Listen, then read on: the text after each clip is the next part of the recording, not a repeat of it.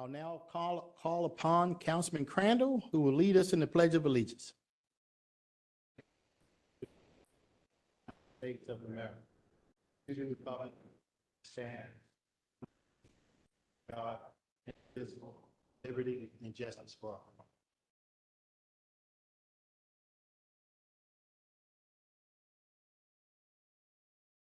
Is there a motion to approve the journal for the meeting of May 25th? So moved.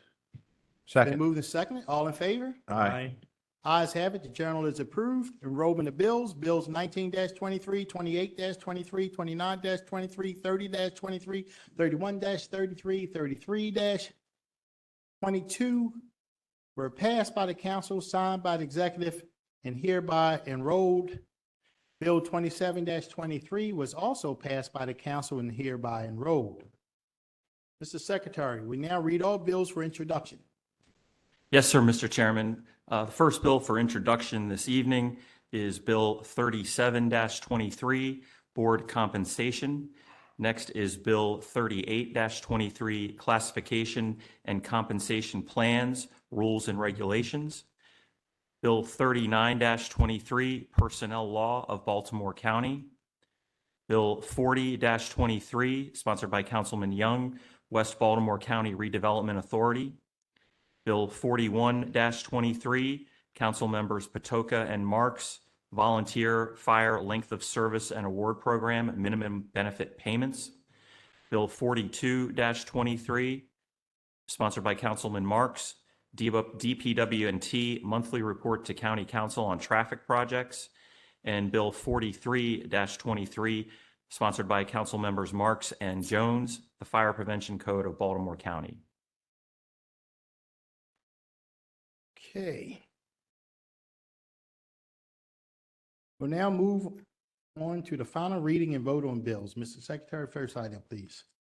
First item, Mr. Chairman, is Bill 32-23, Office of Diversity, Equity, and Inclusion. Ms. Rogers?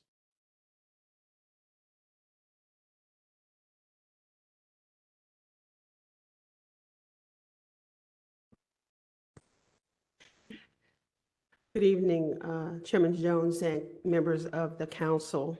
The administration introduced Council Bill 32-23 in order to create a dedicated team to continue the county's work in advancing diversity, equity, and inclusion, and codify this work in County Code.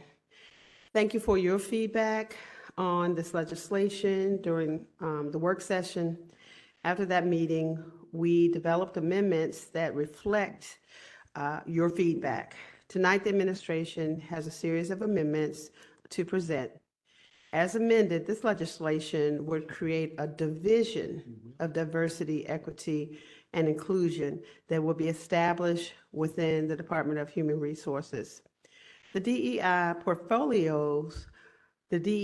portfolio core function align closely with HR-related functions. Therefore, it is an appropriate place within the government structure.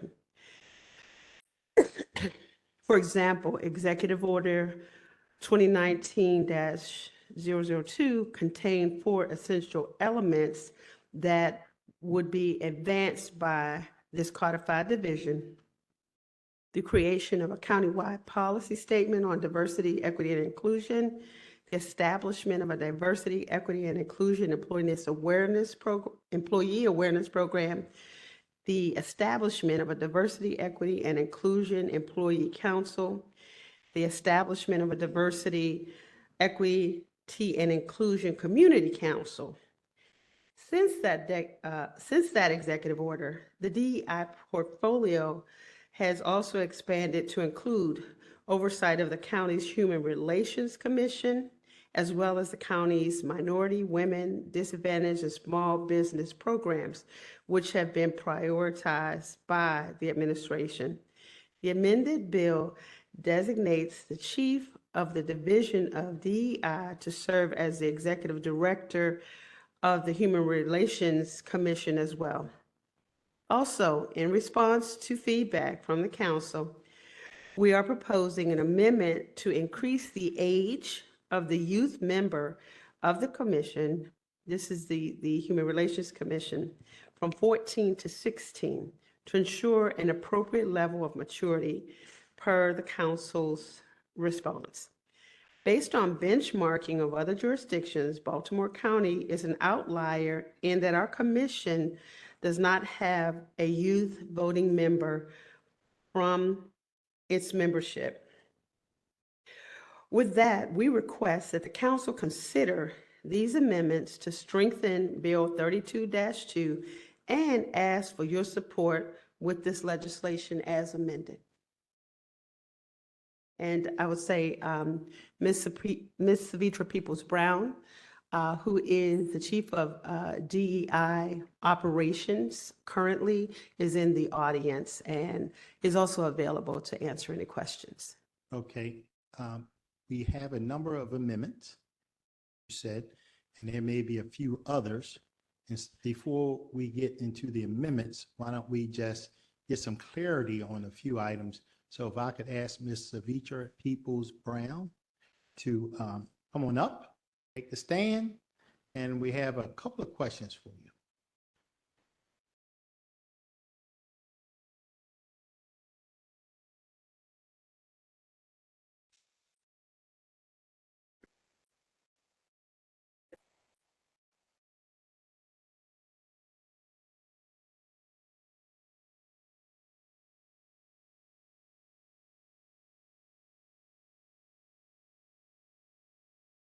Ms. Peoples-Brown, how are you doing?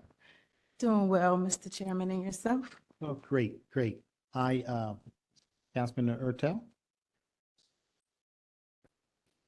Microphone? Thank you. There we go. We had a question about the makeup of the Human Relations Board. It's currently 15 Yes, sir. members. And the question was, would we like to keep it at 15 with a youth member? Or are we trying to go to 16 with a youth voting member?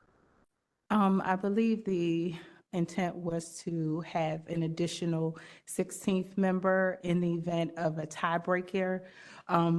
We would have our chair to break that tie, being that it would be an even number of members that were on the commission. And can you tell us where the idea for the youth member came from? Yes, so in looking at the purpose of the Human Relations Commission, we felt it to be prudent for us to include a youth representative so that we can indeed, in fact, meet the necessary needs of the youth community, as they are indeed also impacted by many of the human relations issues that we tend to address. Go ahead. So I guess the other question was, most boards are either 15 or less. So what is the rationale for this board being 16 when we have most other boards 15 or lower? Yes, sir. As our county administrative officer, Ms. Rogers, just stated, just in thinking about the level of maturity, we believe that the age of 16 would be most appropriate in order to serve as a voting member on the commission. Right, but what I was saying was, the number of board members would be 16, whereas most boards have. Oh, yes, sir, not the age, 15 but the members number. or less, yes, yeah. So we did not want to take away from any of the current makeup of the commission has a representative from each of the 7 council districts, and the remaining members are members that are appointed by the county executive. And given the existing structure of the commission, rather than take away a seat, we felt that adding a seat would be more beneficial. Mr. Chair. Yes. Thank you, Ms. Peoples. Do we have any vacancies on the commission right now? We have some councilmanic seat vacancies, yes, sir. So all of the executive positions, the positions that are appointed by the executive are currently filled? Yes, sir. Because the reason I bring it up, I just wonder, my experience has been the more positions on a commission, it becomes more unwieldy. And I think the 15 seems like a number, a kind of a break point, if you will, on having a commission be able to navigate on its mission. And so I was just wondering, if we were at 15 members and we had a youth voting member, would that help facilitate the direction in which the administration and you would like to go with the commission? Yes, sir, absolutely. We, of course, are diversity, equity, and inclusion, and we want to make certain that we are indeed inclusionary of not only different demographics, but age groups as well. So I guess what I'm getting at, and maybe I'll ask Ms. Rogers as well, would 15 with a voting youth member satisfy where the administration would like to go?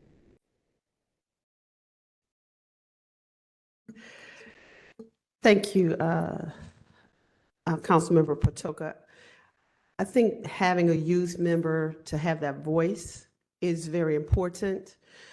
Given the structure of our other boards, then 15 would be consistent with the other boards. The challenge would be for this upcoming, to bring a youth member on to the board, we would need support from the council, because all of the appointed seats currently are, the CE's appointed seats are currently filled. And in order to, I don't know where we are in the rotation, Ms. Peoples-Brown, you may know, with respect to when a youth member would be able to be appointed, since there are no vacancies on the county side, the county executive's side. What if, so let's say the council members each make their recommendation, and could be that a youth member is selected by one of the council members. And if that's the case, problem solved. If it's not the case, and, we look at the best representative from each of our respective districts to recommend, if it's not the case, could it be that with the first vacancy that comes up in the executive, with the executive appointees, that vacancy would be held to find a youth member of the board, of the commission, I'm sorry. I think both scenarios are possible. We would hope that you would work with us, particularly in this transition point, if we are to maintain 15 seats on the commission. Again, we'll have to look at the appointments on the executive side, the county executive side, to see just when a vacancy is scheduled, to rotate, someone to rotate out.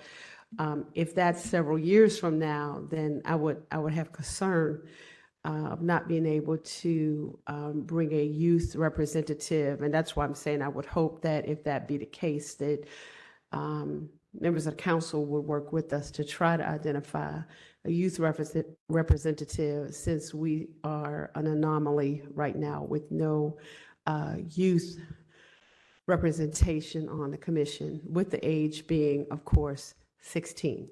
We support that, but if it's more conducive to have a 15-member board with your support to try to fill a vacancy with a youth member.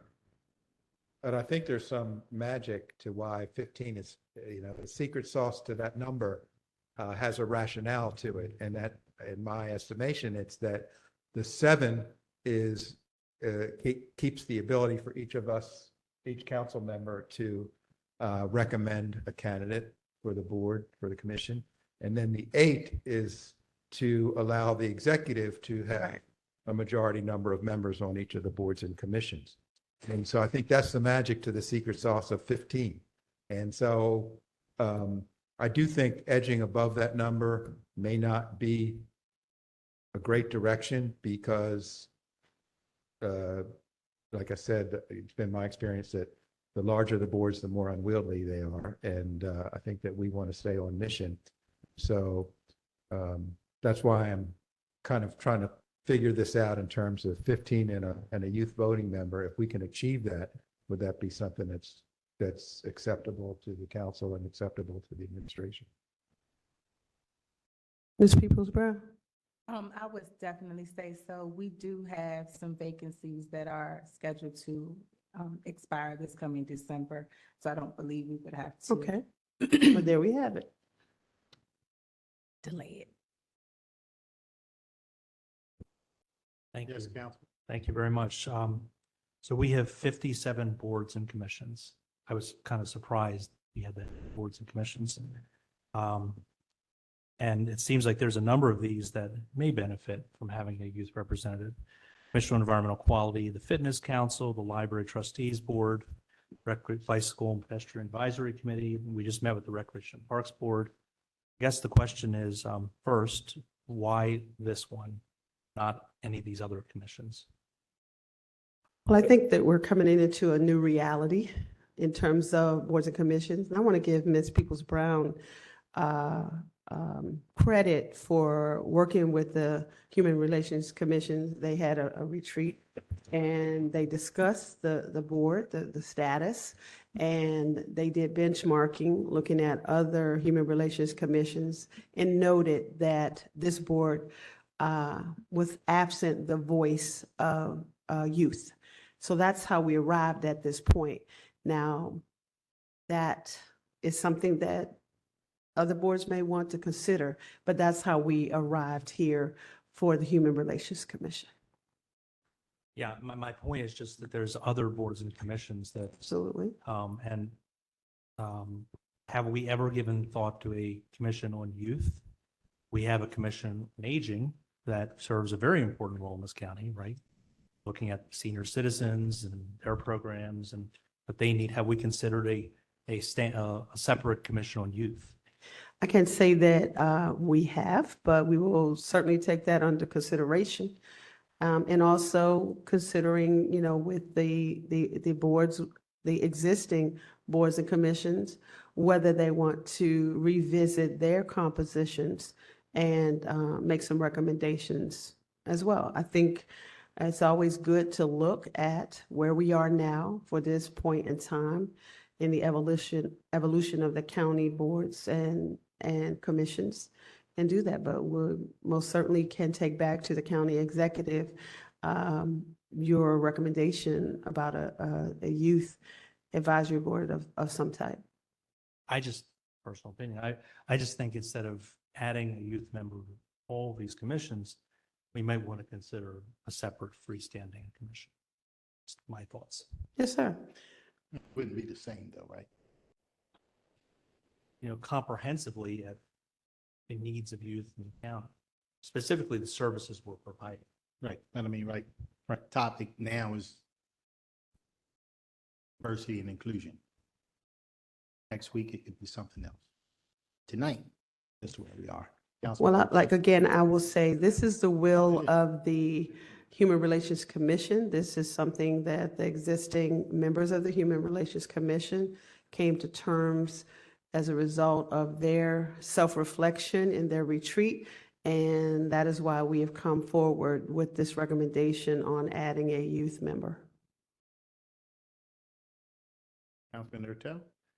So I had an amendment that we were going to read that would make the 16th member, the youth member, a non-voting member, but we're going to keep the board at 15.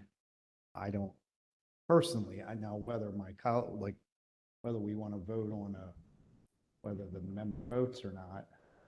But if we can agree to 15, I think it's a moot point.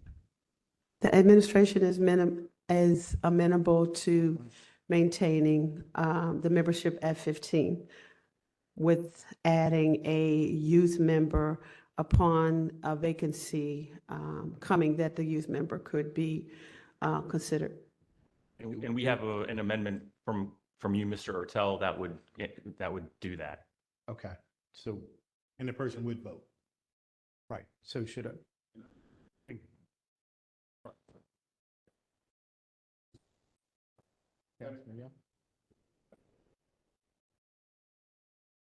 Thank you, Mr. Chairman. I know there was, you have an amendment. I think we had some discussion related to this, and obviously now clarifying some things.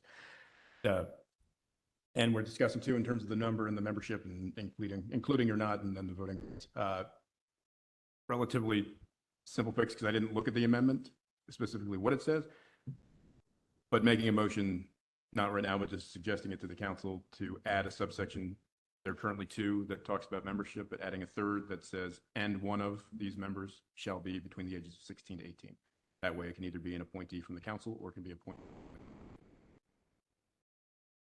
I'm just putting it out there as a discussion. Right.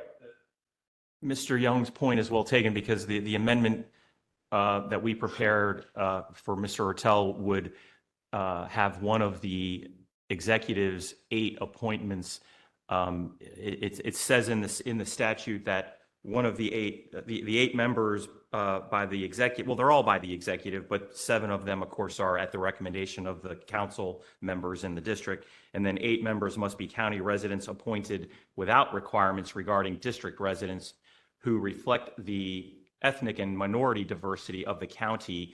And then we added an amendment to say, and also may include 1 youth member between the age of 16 and 18 years of age at the time of their appointment. We did put that in the executive's side of things, but your point is well taken that to make it either or, to make it council or executive appointees between that could be youth members. I mean, that's amenable to you, Councilman, and also covers the number in terms of 1 voting rights and also keeping the number at 50. I can make a motion. Well, Or I think Mr. Chair. Councilman Well, if you Crandall. go ahead, but No, I was going to I say, just have he to be can recognized just in the time. adjust the current amendment that he has. Go ahead. Right. That's correct. Based on what I just said, as a follow-up to Mr. Young's point, that's where we are now. Right. And Mr. Young has motioned that amendment, or no, not I yet. don't think he has. Not to yet. move. Sorry. We already have an amendment, just, Right. we Well- haven't got to it yet. Yeah, I don't think we've gotten to any of them formally yet because we Right. also have the administration's amendments to pivot I guess from my- the office to the division. Mr. Chairman, just my clarification, if it's okay with the sponsor of the amendment, making a amendment to the amendment. Right. Which would change the language to make it simpler and into the current structure of the bill. Right. We haven't. Yes. Right. We did all of this before we started with the amendments. Right. So that we all clear on what we want to do, so we don't have conflicting 1 step up, 2 step back amendments. So the We're first, trusting you to keep track. yes, sir. So the first step, I think, might be to proceed with the administration's amendments. Ms. Rogers aptly described them. Essentially, the amendments strike the language that is currently in the bill from the bottom of page 2 to the top of page 6, which just goes through the creation of the Office of Diversity, Equity, and Inclusion, the chief who is appointed, what the office's functions would be, and what some of the things are that they would do. And the amendment would strike that language only for the purpose of moving it from its own Office of Diversity, Equity, and Inclusion and moving that language that I just alluded to into the Human Relations article of the county code and establishing its own subtitle with essentially the same duties and functions and references that were previously in the bill when it was going to be in office. Also, one other substantive thing is, as Ms. Rogers indicated, the minimum age of the youth member would be, well, that may become moot, but you can vote on it, would be minimum of 16 years old rather than the current 14 in the bill. And that's where we are with the amendments, with the administration amendments. Okay, Councilman Crandall, did you have comment or question or concern? Well, I did, and still do. I will say that I am looking forward to Mr. Bostwick's explanations of the amendment to the amendment of the amendments. I think I have the count right because I don't have the count right for anything else that was discussed. So we don't have the amendments in front of us, so I'm hoping that we can. They're in your books. I looked in my book. I didn't see it in the book. Are they in the book? It is, I Well, believe it wait, is. I don't want the wrath of Ms. Belcastro just because I didn't see it in my book. Okay. Well, why So- don't we, But now these amendments, based on the discussion so far, may have changed. So we're still, I believe, going to need an explanation moving forward. Thank you, Ms. Belcastro, for embarrassing me in public. It's not the first time I've been embarrassed in public, so it's no big deal. So, Mr. Bostwick, just alluding to a short conversation that you and I had, in the current code, when it comes to the Human Relations Commission, is there anything precluding the county executive from appointing a youth member currently? I don't believe there is, nor do I think there is any restriction on the council's ability to do that. I don't know off the top of my head if there is a minimum age, but I don't believe there is. I think Mr. Phillips just confirmed. So right now, there are no restrictions on your ability or the administration's ability to, for you all to recommend a quote-unquote youth member, and there is no restriction on the administration appointing a youth member as one of the appointments. There's nothing, I think to their point would be, well, but there's nothing that, there's no provision for it either. But no, there is nothing that would prevent you from doing it.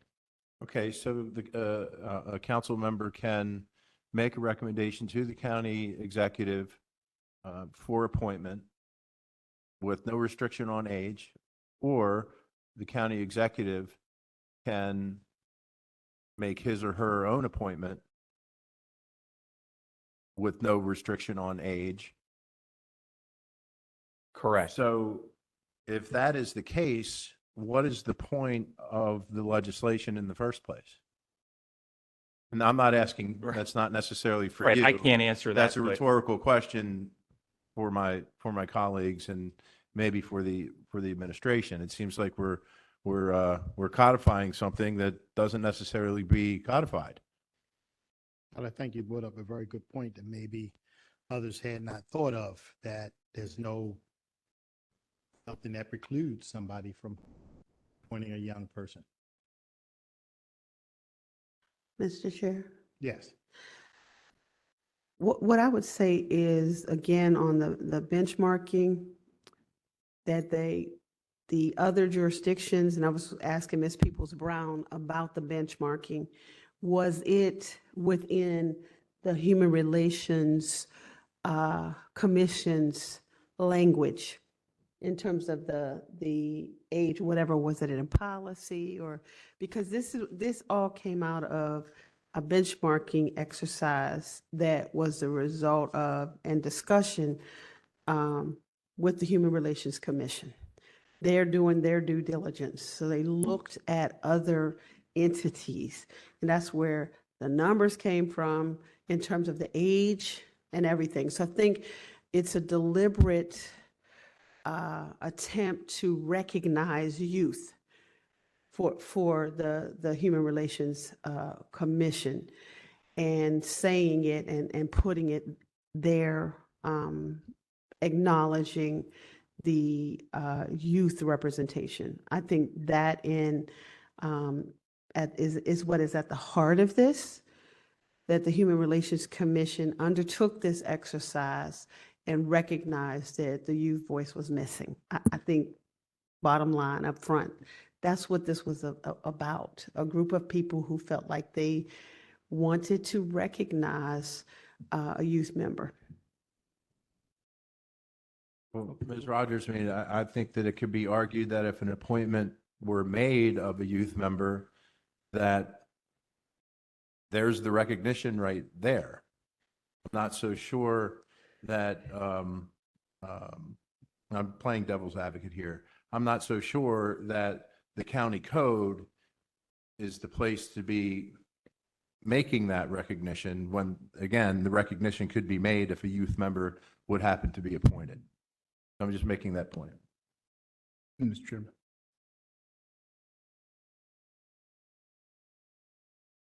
Are you done, Councilman Crandall? Yes, Mr. You Chair, want to thank answer you. that, Ms. Rogers, or you? Well, Councilmember Crandall, I smile because I play angel's advocate. I don't give the devil any help. He has enough help. But I say that we bring this in good faith on behalf of the Human Relations Commission, who really undertook what I thought was a very thoughtful self-examination. They're excited about the leadership that Ms. Peoples-Brown and her staff have, brought to this work. And we kindly ask that you consider that the work that went into their retreat, their benchmarking, and their desire to formally recognize within code a youth member. Speaking on behalf of a group of very dedicated volunteers who make up the commission right now, the Human Relations Commission. We're speaking on behalf of them. Okay, I'm going to hand it over to Councilman Young, but Councilman Young, before you get started, if it is so that right now there's nothing that precludes somebody from having a young person in a position, we would be actually moving backwards if we codified it and said only one.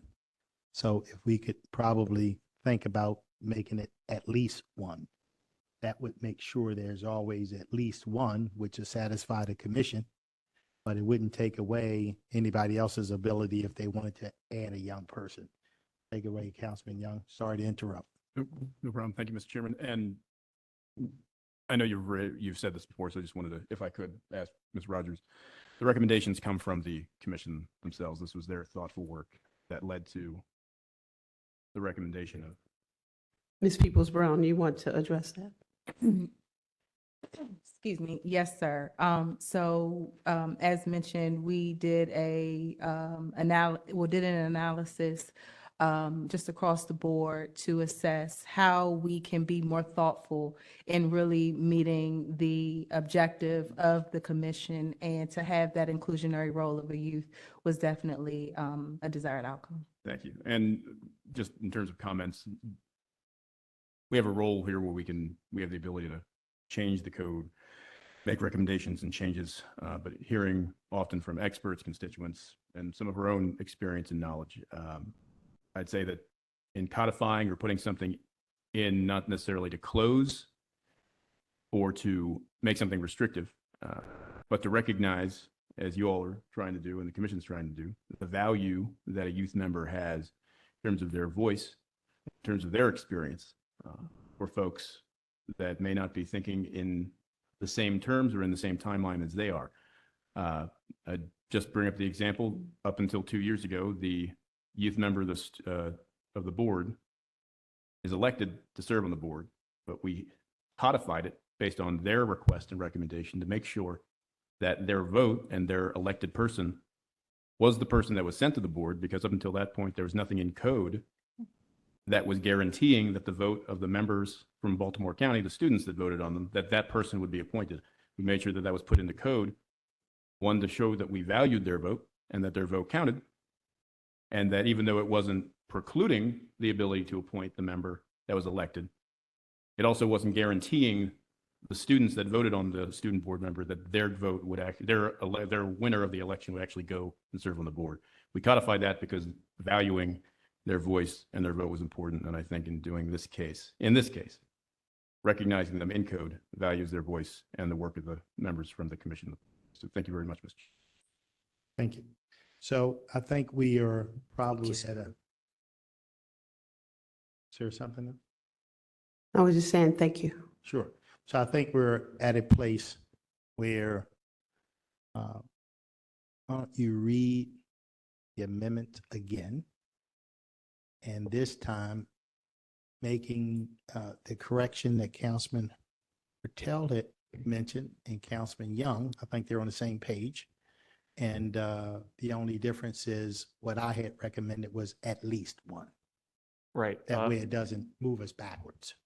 Again, there are two separate sets of amendments. There is the administration amendments Right. that change the Office of DEI, Diversity, Equity, and Inclusion, to the division within the Human Resources Office.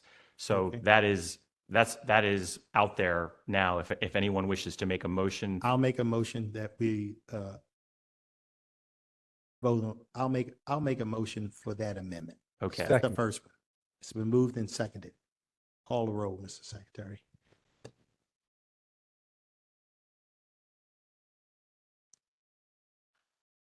Mr. Jones, Aye.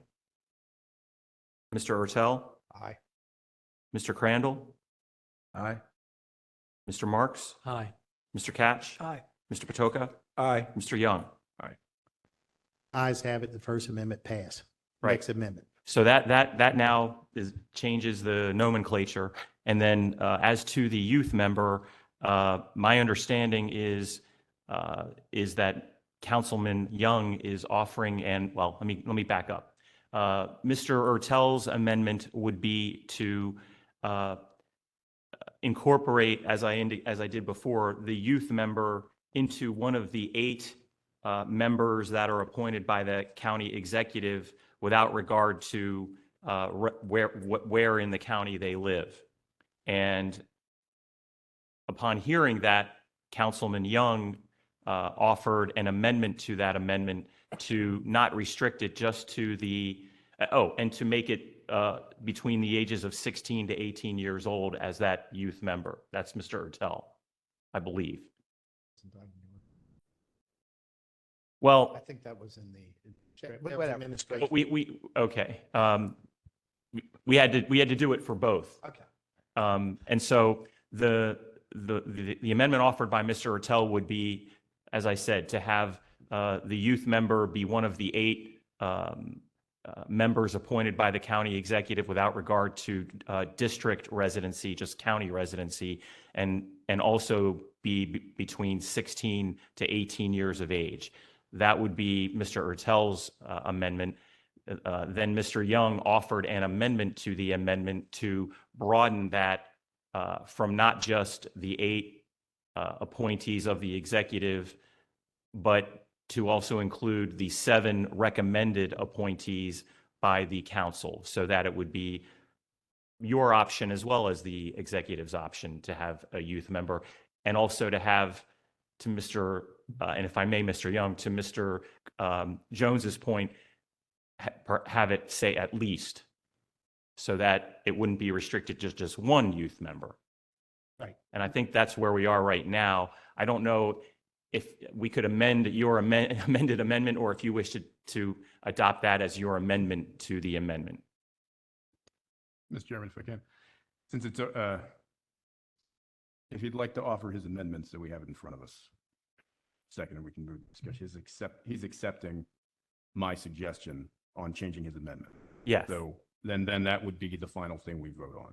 Yes. So that's, right now, we don't have anything in front of us, so if you wouldn't mind.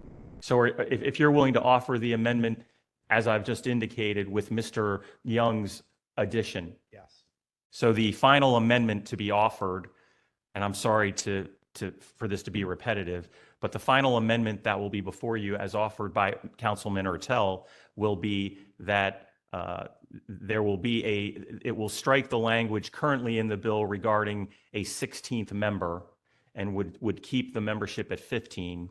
It would strike the specific language regarding a youth member of 14 to 18 years old, and it would substitute language that would add as a potential youth member by either the recommendation of the council or the executive's 8 direct appointments, a youth member between the ages of 16 to 18 years of age at the time of their appointment. And could consist of at least one youth member. Mr. Chairman. Would you accept an amendment to your amendment to make it, but no more than 3? I'm okay. Why don't we do this? Hold on to that. I'm okay with it.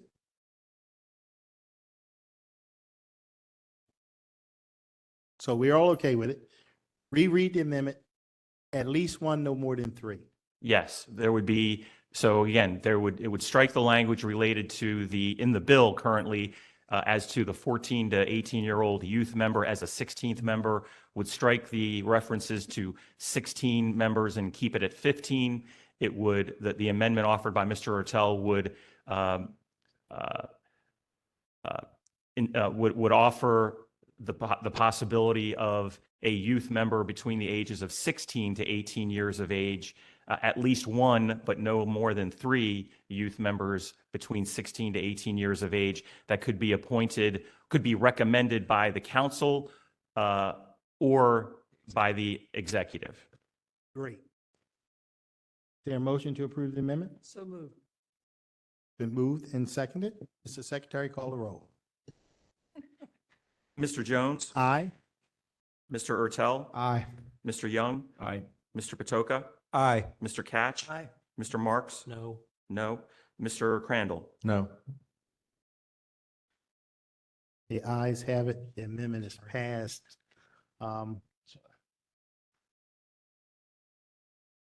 Now, is there a motion to approve Bill 32-23 as amended? Motion. It's a motion. I'll second it. Mr. Secretary, call the roll.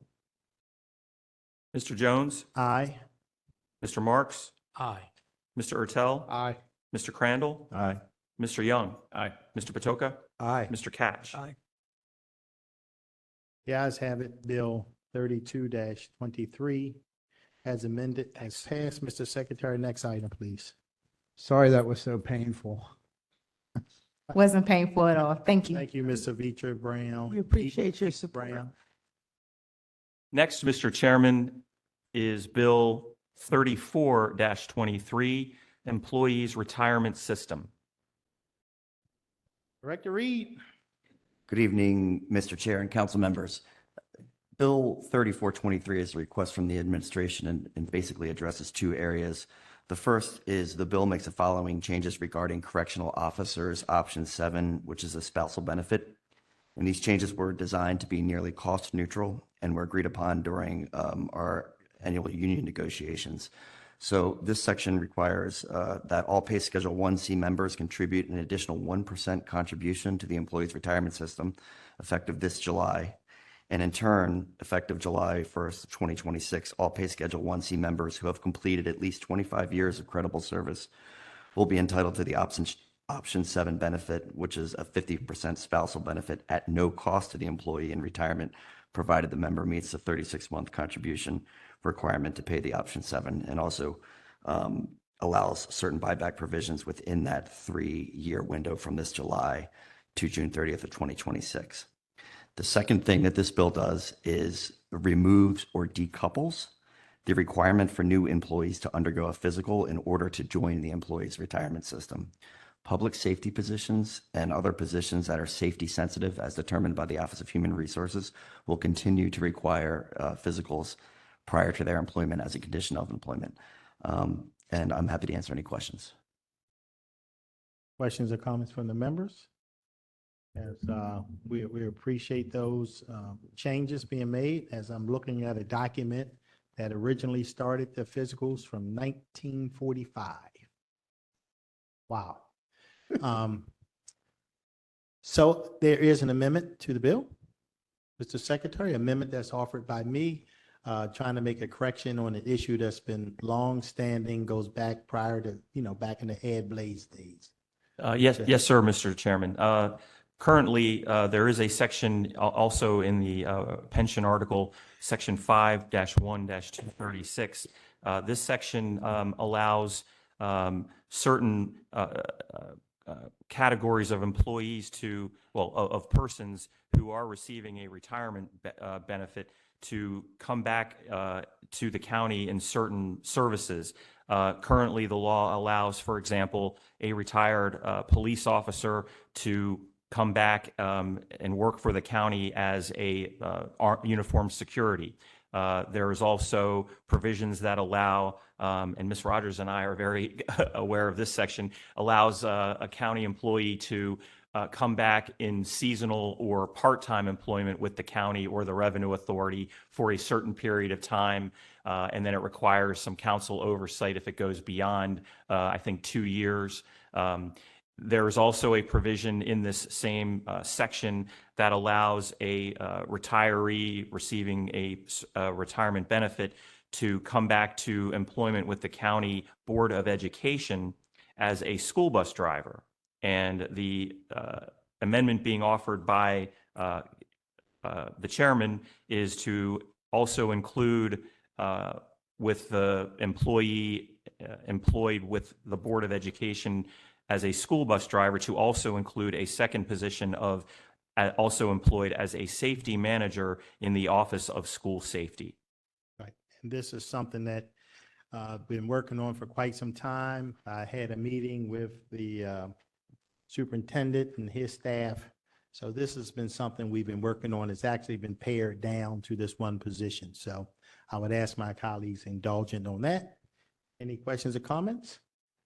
None. I'm going to make a motion to approve the amendment. Second. It's been seconded. Mr. Secretary, call the roll. Mr. Jones? Aye. Mr. Katch? Aye. Mr. Patoka? Aye. Mr. Young? Aye. Mr. Crandall? Aye. Mr. Ertel? Aye. Mr. Marks? Aye. Ayes have it. The amendment is passed. Any questions, comments on the bill 34-23 as amended? I'll make a motion to approve it. Is there a second? Second. Okay. It's been moved and seconded. Mr. Secretary, please call the roll on bill 34-23 as amended. Mr. Jones? Aye. Mr. Marks? Aye. Mr. Katch? Aye. Mr. Patoka? Aye. Mr. Young? Aye. Mr. Ertel? Aye. Mr. Crandall? Aye. Guys have it. Bill 34-23 as amended has passed. Mr. Secretary, next bill, please. Oh, what? Wait, Ms. Rogers? For the record, we did gather some data that Councilmember Catch asked us about with respect to, is it change? Is it this one? The change in the, yes, about safety sensitive positions. And we just wanted to say, just for general awareness, there are 900 classifications, because remember, we're dealing with what classifications going forward would have to still have physicals. There are 900 classifications. Of those classifications, 294 classifications are deemed as safety sensitive. And they would still have to have physicals, and we do have the full summary of what those classifications are. Because it's prospective, it's not really about people there now. It's about going forward that we have decoupled this physical thing that goes back to 1945. But the administration has thoroughly gone through all of the positions in the government and deemed 294 classifications. For example, all police personnel, all fire personnel, all correctional service personnel, safety sensitive. So we will still have that infrastructure, and we do have a summary. We were working on that over the fall and winter to have the list once we decoupled this. And I don't know if you received the information of how much we spend when we're doing all personnel. Kevin, that was $850,000, $850,000 that we spend when we do everyone. So we will be reducing that amount of money and only doing safety-sensitive positions, since we're no longer in the same place and space as we were in 1945. Right, yeah. So it sounds like, I mean, obviously, we're testing the people that need to be tested. I mean, Absolutely. and to make sure that they are healthy enough to perform the And, job. and they're, And we're saving money on top of it. yes, they're physically fit. It's a physical, ability to do the job. We'll still do that. Are school bus drivers county employees or Board of Education employees? That one, I think they're, think they're they're Board of Education, but we do their, we assist with their background checks, and upon need, we also can assist with their pre-employment physical, or even if they need it with their sleep apnea test. When we jointly worked on that project to remove the barriers from bus drivers quickly being considered for the job when we had the crisis last year. They are school board employees, school system employees, but we help to onboard them as they need. We've done over 300 or more background checks for the school system Voluntarily. voluntarily. And my question is what, I didn't think that the county council could enact any law that affects the school system. I thought we were barred from doing that. I'm not following you on that. In other We are. words- We don't set policy for their employees. We don't. This would not impact their employees. But they're being rehired for another position, right? Right. Right. So they are Board of Education employees. Bus drivers are Board of So- Education employees. I just didn't think that we, as a body, could enact any laws affecting the school system. The big issue here, just for clarification, is the pension system. I understand. Outside of teachers, rest of all of those employees share the same pension system as Baltimore County. County system. Right. Okay. So that's what we are amending. Right. This decoupling of the physical, this general government employees, prohibiting them from going into the pension system if they don't do this. They don't have to do this now. Okay. Mr. Secretary, next bill, please. Yes, sir, Mr. Chairman. Next is Bill 35-23, Current Expense Budget Emergency Rental Assistance Program 2. Okay, Director Hickey, always a pleasure. Sir? I am here on behalf of the administration requesting a supplemental appropriation of federal funds totaling $1,150,608 to the Emergency Rental Assistance Program 2 Gifts and Grants Fund Program. The funds will be used primarily to provide rent and utility assistance to eligible Baltimore County tenants who continue to be impacted by the COVID-19 pandemic. We estimate the funds will allow DHCD to serve at least 90 additional households. That mainly consists of families that we would have had a decline previously because of the lack or exhaustion of federal funds. In anticipation of our ERA funds running out, DHCD sent a letter to the U.S. Treasury asking for reallocation. We figured it was worth a shot based on our track record of putting money out and other jurisdictions not spending their funds. These funds come from a reallocation of other jurisdictions that didn't spend in a timely manner. So we'll put it to good use for Baltimore County tenants. Makes us look good. We appreciate it very much. And we know that you and your team and the administration has done a most excellent job distributing funds, and we appreciate it very much.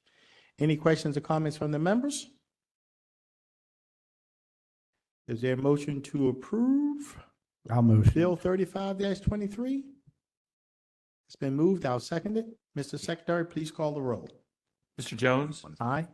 Mr. Young? Aye. Mr. Patoka? Aye. Mr. Catch? Aye. Mr. Marks? Aye. Mr. Urtel? Aye. Mr. Crandall? Aye. The ayes have it. Bill 35-23 has passed. Thank you, Director Hickey. Next bill, Mr. Secretary. Next, Mr. Chairman, is Bill 36-23, Cannabis Facilities. Director Pete Gutwall. Always a pleasure, Pete. Good evening, Mr. Chairman, members of the County Council. Thank you for having me here tonight. Bill 3623 amends the existing provisions in the county code and zoning regulations concerning medical cannabis facilities so to make them equivalent to and consistent with the adult use cannabis facilities with the state. Specifically, the bill strikes the word medical from references to the medical cannabis facilities, dispensary, grower, and processor. So they will, again, like I said, mentioned, be consistent with the state. We do have one amendment to be consistent with the state, changing the distance between dispensaries from 2,500 feet to 1,000 feet. And I do believe we sent you a bunch of information regarding what the state law and how it's set up through the commission and all that good stuff. So I'll take any questions at this point. Okay, any questions or comments from the members? Councilman Crandall? Thank you, Mr. Chair. Mr. Gutwald, with respect to your amendment on the proximity of dispensaries with Baltimore County, right now we're 2,500 feet apart. Your amendment takes to 1,000. You said to be consistent with Maryland state law. Correct. I guess our question is, do we have a choice? Can we keep it the way that we originally did when the council did the medical cannabis legislation several years ago? Not since specifically stated in the state legislation. We cannot be stricter than the state legislation. I know that sounds odd, because usually you can be stricter, but from my understanding, we cannot be stricter than the state with these rules and regulations. So It was always I thought we could not go below 1,000. That would be less restrictive. actually, you can do the opposite. You can go below 1,000. You just can't go above 1,000 in distance. Yes, I hear you. It's strange. You Yeah, can't it's be right, more. right now, we're 2,500 Right. feet. Right, And the amendment goes down to 1,000. 2,500 is more than 1,000. right. I thought that we could do more than the state. And Mr. Gutwald is exactly correct. This is one of those odd situations where the state law specifically spelled it out and said, you can't be stricter than 1,000 feet. And currently, we are stricter than 1,000 feet because we're at 2,500 feet. Greater. Correct. Okay, but we can be less than 1,000 feet. Theoretically, yes. Can't make it up. Any questions or comments from the members? Was that a motion, Councilman Crandall? I don't think so. It was a question, No, no, it was, clarification. no, it wasn't a motion, but I do want to thank Mr. Phillips, our deputy counsel, for his legal opinion that we requested in the work session. Gave me quite a bit of information on our current guidelines and how the state legislation regarding adult use legality affects our ability to legislate. I do feel, and I mentioned this in the work session, I feel that that we are moving very quickly with recreational use or adult use or whatever, however you want to call it, without, and this isn't the council or the administration, this is how I feel that the General Assembly has done this, that have really not taken into account what has happened in the early movers of states that have moved to legalize. And I'm not so sure that the Maryland General Assembly has considered some of those things that affect our police department's ability to inspect vehicles using the smell of cannabis as probable cause? How do you enforce someone who is impaired on cannabis? I also have to question the wisdom of just removing medical from the legislation and lumping cannabis, both adult use and medical, together, because as I understand the medical cannabis industry, obviously you have to get a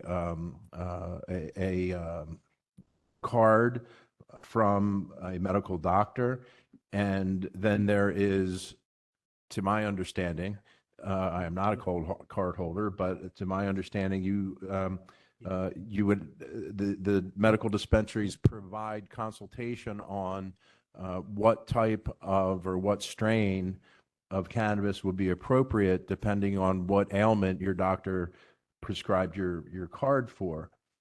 So I believe that the two industries are quite different, but we're blending them. And I just have to, for a few reasons, have to question the wisdom of that. I do understand that as a local jurisdiction, subject to what the General Assembly says that we have to do certain things, even though that we may not entirely agree with them. So thank you, Mr. Chair. Wanted to make my statement.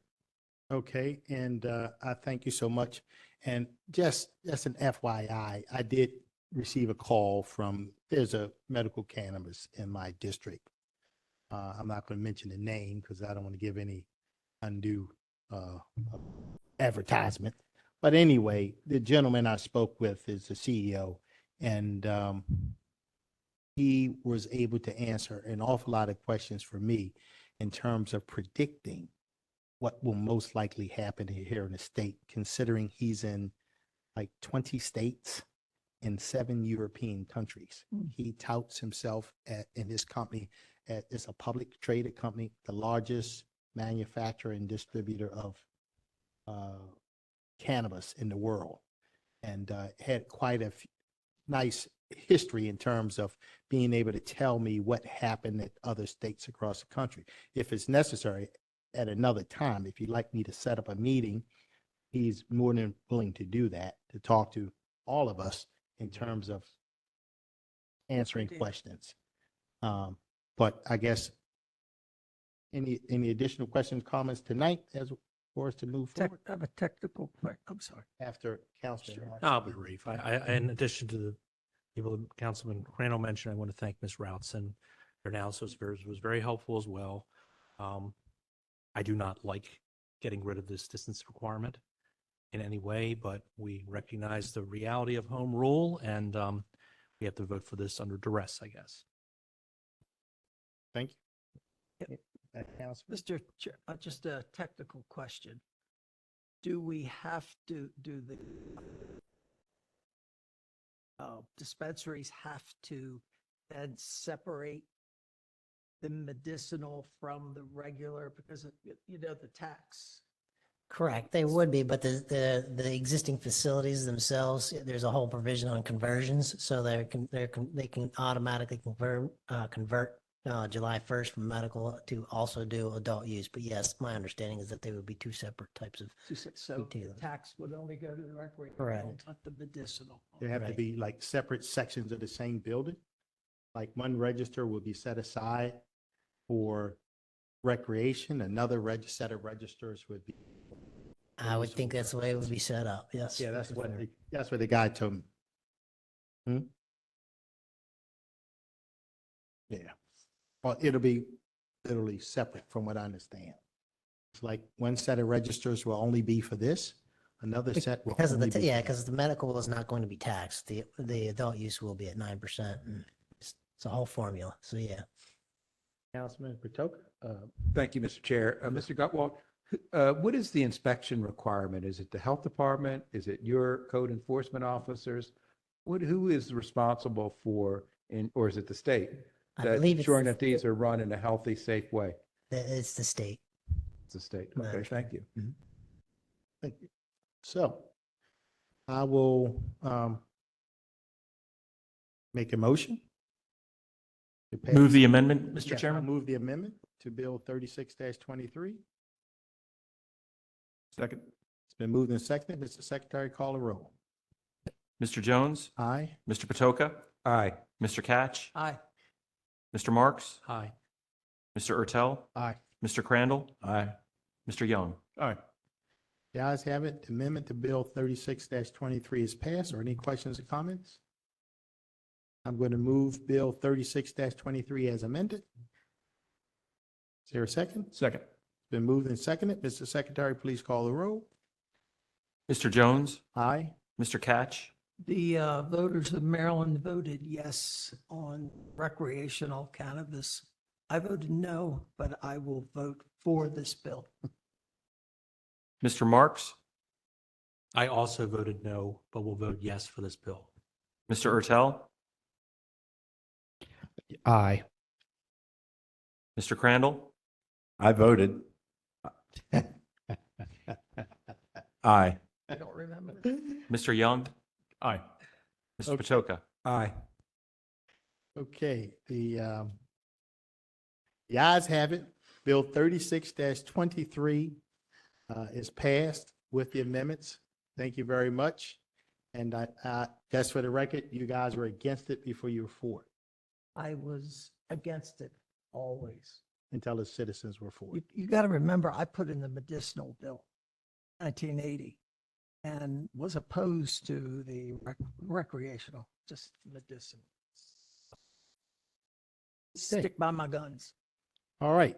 There's nothing, I mean, with all due respects, you can have a personal sense of conscience and a personal opinion that disagree with the opinions of your constituents. That's right. With all, it's a judgment call. All fair enough. Now we'll consider, blah, blah, blah, blah, blah, blah. Okay, we'll now consider all fiscal matters. Extensive testimony was taken at the council's work session on May 30th. The witnesses who testified at the work session is available to restate their testimony if needed. I'll now call upon the secretary to read the cover letter for fiscal matters 1 through 18, knowing that I'm going to pull some items out. Well, why don't you read the cover letter to fiscal matters 1 through 13, and then 17 through 20, pulling out 14, 15, 16. Is that correct? Yes, sir, Mr. Chairman. Thank you, Mr. Chair. Sure. Fiscal Matter 1 is a contract with Protivity Government Services Incorporated. Fiscal Matter 2 is a contract with Atmos Solutions Incorporated. Fiscal Matter 3 is a budget appropriation transfer involving the fire department. Fiscal Matter 4 is a budget appropriation transfer for the Department of Corrections. Fiscal Matter 5 is a budget appropriation transfer property management. Fiscal Matter 6 is a budget appropriation transfer Baltimore County Public Schools. Fiscal Matter 7 is a contract of sale with Gene R. Worthley LLC. Fiscal Matter 8 is a contract with Golden Days East Adult Medical Daycare Center. Fiscal Matter 9 is a set of 29 separate contracts for senior care in-home services. Fiscal Matter 10 is a sublease agreement with the Board of Trustees of CCBC. Fiscal Matter 11 is the second amendment to a sublease agreement also with the Board of Trustees of CCBC. Fiscal Matter 12 is a contract with Affiliated Sante Group Incorporated. Fiscal Matter 13 is a amendment number 3 to contract with Transdev Services Incorporated. Fiscal Matter 17 is a contract of sale with David and Barbara Murray. Fiscal Matter 18 is a contract with the University of Maryland Emergency Medicine Associates, PA. Fiscal Matter 19 is a contract with Ecotone LLC. And Fiscal Matter 20 is amendment number 3 to a contract with Aramark Correctional Services, LLC. Are there any questions or comments from the members for fiscal matters 1 through 13 and 17 through 20? I move that we approve these contracts. Second. It's been moved and seconded. Mr. Secretary, please call the roll. On Mr. fiscal matters 1 through 13, 17 through 20. Yes, sir. Mr. Jones, Aye. Mr. Patoka, Aye. Mr. Ertel, Aye. Mr. Crandall, Aye. Mr. Young, Aye. Mr. Catch, Aye. Mr. Marks. Aye. The ayes have it. Fiscal matters 1 through 13 and 17 through 20 has passed. Now we will read the cover letters to fiscal matters 14, 15, and 16. Fiscal matter 14 is a contract of sale with Sandra E. Kwiatkowski Datoli. Fiscal matter 15 is a contract of sale with Mallard Properties LLC. And fiscal matter 16 is a contract of sale with Michael H. Smith III. Councilman Crandall? Yes, thank you, Mr. Chair. Before I get started on 14 through 16, I just wanted to acknowledge Property Management, Ms. Schindel, for their work on fiscal matter 19 with the wetland mitigation credits that will help to keep the Sparrows Point Park project moving. Very exciting project in our district, and a lot of moving parts to getting this thing rolling. And this is one of them. So thank you, Ms. Schindel, for you and your and the administration's work on this. I wanted to call out 14 and 15 and 16. I gave the 2-hour mini-series version during the work session, so I'm going to give maybe the half-hour pilot version on this land acquisition now. So years ago, this property or set of parcels was part of a plan unit development that several of my colleagues on this dais supported. We went through the legislative process. If it did not work out, the developer decided to abandon the project. And we stayed engaged. Our office stayed engaged with the property owner, the main property owner, Ms. Datoli, who you all met at the work session last week. And every time an opportunity would come up or we would discuss this property with her, every single time she said, I want something good for Essex. So she didn't just want any old project. She wanted something that would be beneficial for the community and something that her family could look back on and be proud of. And these parcels are being acquired for the construction of a new library in Essex. The Director of Libraries, Ms. Alcantara Antoine, had a conversation with our office about her vision for Essex, and it occurred to my staff member Doug Anderson after that discussion that perhaps these particular parcels in Essex will be an appropriate use. Director Alcantara Antoine ran with the vision. Various agencies in the administration made this land acquisition possible. And on behalf of the citizens of Essex in the 7th District, we are very excited about this project and very thankful of all of the work that has been done to put this fiscal matter before us. So thank you to all of you that are involved, and appreciate my colleagues' support on these three fiscal matters. Thank you, Mr. Chair. Thank you, Councilman Crandall. Is there a motion to approve the contracts? So moved. Second. It's been moved and seconded. Mr. Secretary, please call the roll. Mr. Jones, Aye. Mr. Crandall, Aye. Mr. Ertel, Aye. Mr. Marks, Aye. Mr. Catch, Aye. Mr. Patoka, Aye. Mr. Young. Aye.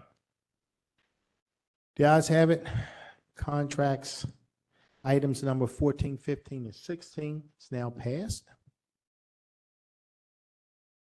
We'll move on to miscellaneous business. And we will start with, Mr. Chair, yes. Director Alcantara Antoine, I believe, is here this evening. I didn't realize that was you. Oh, Thank you so much, ma'am. thank you so much for being here. We appreciate your service. Okay. Miscellaneous business. Item number 1 was withdrawn. We'll move on to item number 2. Council members Mark, Hatch, and Patoka. We'll start with Councilman Marks. Thank you very much. This is resolution, I'm sorry to interrupt, No. Resolution 15-23. Yes. revocation of approval of resolution and PUD application, BC Middle River Park. Thank you very much, Mr. Chairman. And I'm simply going to summarize very briefly my comments from the work session. Last October, a little bit before the end of the last term, the previous county council approved Resolution 3922 to allow review of a planned unit development at the Lafarge Quarry. That resolution advanced a project that included 2.83 million square feet of industrial warehouses and other uses on more than 400 acres, largest area ever proposed for planned unit development. Let me briefly outline 4 reasons why it is now the appropriate time to revoke this resolution. First, the preceding resolution was prematurely approved. The previous council approved this resolution despite the fact that there was no traffic plan, no conclusive environmental review of possible contaminants on the land, and no process by which the developer would pay for the enormous strain imposed on infrastructure on the surrounding community. Second, the county attorney provided a legal analysis that raised many questions about whether this planned unit development should have even been allowed in the first place. Make no mistake, this project will likely be litigated for years to come. The opponents will challenge this development for the next half decade, a situation that is neither good for the community, the county, or the developer. Third, opposition from the community. In February, a standing room only crowd at the Gunpowder VFW post demonstrated its opposition to this project. You have received many emails about this project. There is virtually no local support. And finally, I asked the developer several times to withdraw this application and work with my office and the community on a better path forward that creates an overlay district consistent with the upcoming master plan and the comprehensive zoning map process. There have always been better options. For these reasons, I'm asking my council colleagues to stand with me and the community I represent in support of Resolution 1523 to revoke approval of the BC Middle River Park PUD at Lafarge Quarry. Thank you. Any questions, comments from the members? Is there a motion to approve the resolution? So moved. Second. It's been moved and seconded. Mr. Secretary, please call the roll. Mr. Jones? Aye. Mr. Marks? Aye. Mr. Catch? Aye. Mr. Patoka? Aye. Mr. Young? Aye. Mr. Crandall? Aye. Mr. Ertel? Aye. Ayes have it. Resolution 15-23 is passed. Mr. Thank you. Secretary, next item, please. Next, Mr. Chairman, is Resolution 16-23. This is a resolution seeking council approval to accept a donation of office chairs from Under Armour to the fire department. Chief Lawrence.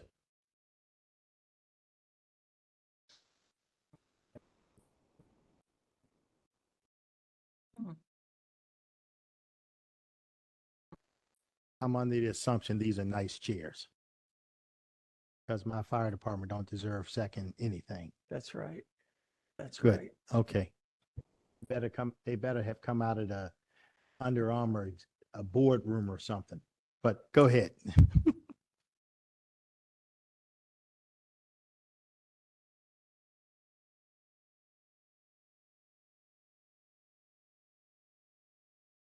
My apologies. My apologies. The donation has a total value of $8,000, 80 office chairs at approximately $100 apiece. Under Armour has initiated an interest in donating these 80 gently used chairs to the Baltimore County Fire Department. The gift will be a valuable asset, benefiting the entire department and easing some of the costs of replacement anticipated in the fiscal year 2024 budget allocation for office chairs. Thank you. Any questions, comments from the members? Hearing none, I'll move the resolution. Second. Been moved and seconded. Mr. Secretary, please call the roll. Mr. Jones? Aye. Mr. Patoka? Aye. Mr. Catch? You're deliberating. Second-hand furniture to our fire department. Okay. Gently used. Aye. Gently used. Mr. Young? Yes, to the gently used furniture. Mr. Marks? Aye. Mr. Crandall? Mr. Chair, may we make a visit to inspect the chairs?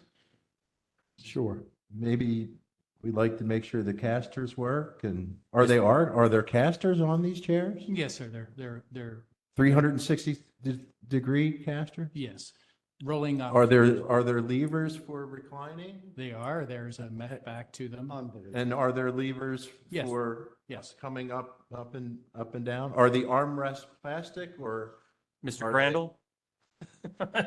Sorry, I'm a little out of control. I'm at your service, sir. Aye. Mr. Ertel?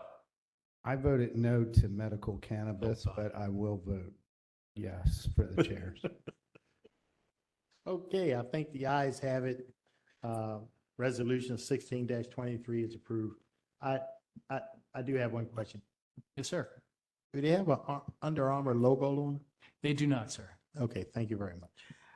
Mr. All right, thank Chair. you. Mr. Sec, Mr. yes. Chair, I wanted to wait until that was finished, but know that since 2019, we have had a chair replacement initiative for the fire department.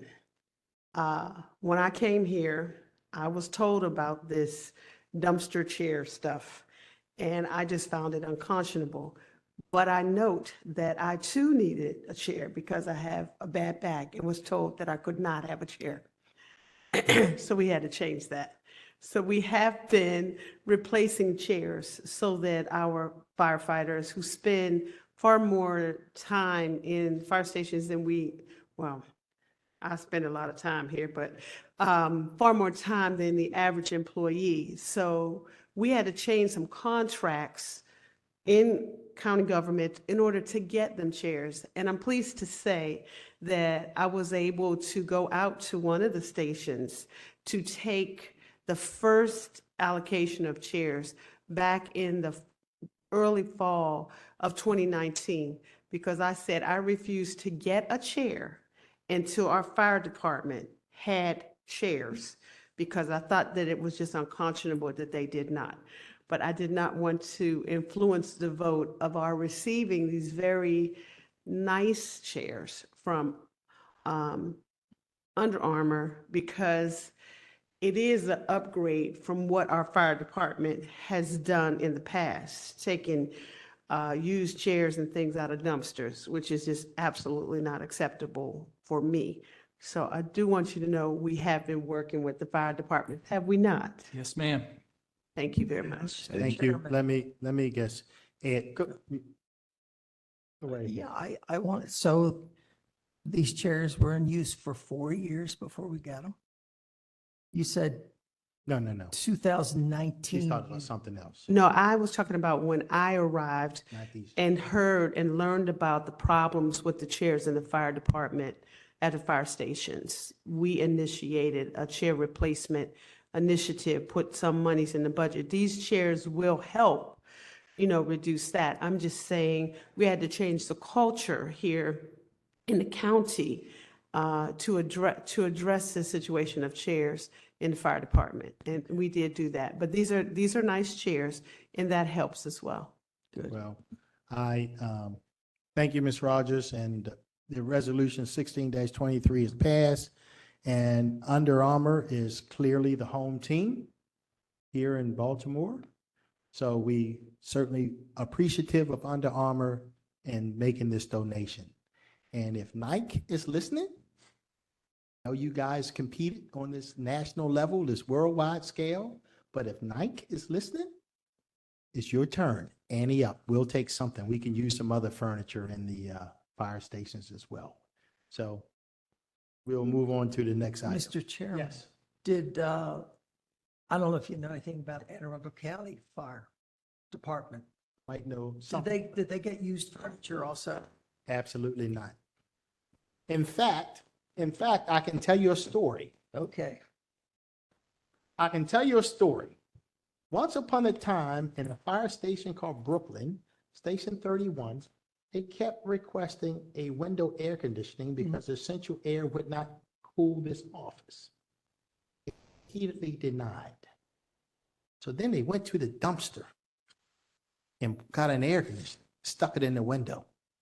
I'm not going to say who gave him the idea, but when we called the repairman, he says, "This is ridiculous. You're better to buy a new one." So then we took the old one out and replaced it with a new one. Bada bing. but no used stuff.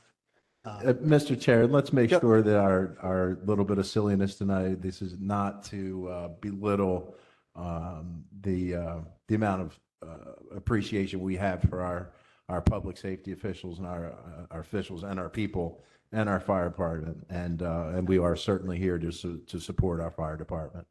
Thank you. Thank you, Mr. You're absolutely right. And we appreciate the donation from Under Armour. And we appreciate the fact that the administration is now paying more attention in terms of supporting them. And I give a lot of credit, not just to you, Ms. Rogers, but as I said in the previous meeting, our county executive have taken the necessary steps that gives us the ability to do all of these things. I'm not going to say what some of those steps were, but we all know what they were. Next item, Mr. Secretary, we're on the home stretch. Next item, Mr. Chairman, the final item on this evening's agenda is Resolution 17-23. This is sponsored by the chairman, and this is a resolution requesting the county council to acknowledge and allow the Greater Patapsco Community Association to update the Patapsco Granite Area Community Plan in conjunction with the County Department of Planning. I could not have said it better myself. I'll move the resolution. Is there a second? It's been moved and seconded. Mr. Secretary, please call the roll. Mr. Jones? Aye. Mr. Young? Aye. Mr. Patoka? Aye. Mr. Catch? Aye. Mr. Marks? Aye. Mr. Ertel? Aye. Mr. Crandall? Aye. Ayes have it. Resolution 17-23 is passed. Is there any further business to come before the council? There is no further business, Mr. Chairman. Is there a motion to adjourn the meeting? So moved. It's been moved and seconded. Second. All in favor? Aye. Ayes have it. The meeting is adjourned. Do we have any speakers, Ms. Belcastro? No, Mr. Chair, no registered speakers this evening. Thank you. As is customary, anybody who registered to speak prior to the beginning of the meeting is allowed 3 minutes to speak. It's a wonderful thing that we do here at the local level, unlike other places in other parts of government, at the state or the national government. So we are very proud of that, but tonight, no citizen is taking us up on that offer. So everyone have a good night. We are adjourned. Mr. Chairman, do you have 5 minutes for me?